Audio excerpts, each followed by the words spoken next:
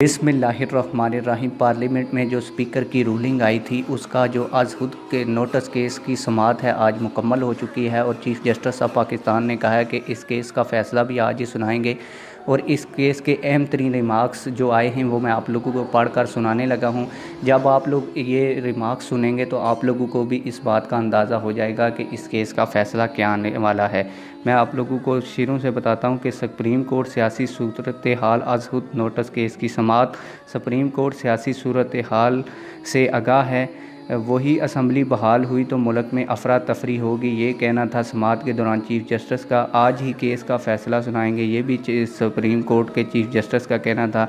और अगर यही असम्बली वापस आती है तो सड़कों पर बदअमनी होगी, ये भी चीफ़ जस्टिस ऑफ पाकिस्तान ने कहा। इसके अलावा उन्होंने कहा कि दिल से पार्लियामेंट को चलते हुए देखना चाहते हैं। एक बात तो वाज़िया नज़र आ रही है कि रूलिंग गलत है, यानी कि जो स्पीकर की रूलिंग थी उस दिन की वो गलत करार दी है चीफ़ जस्टिस ऑफ पाकिस्तान ने।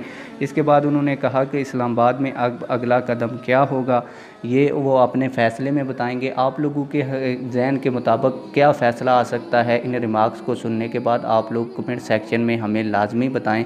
मिलते हैं किसी और वीडियो में। अल्लाह हाफ़िज़।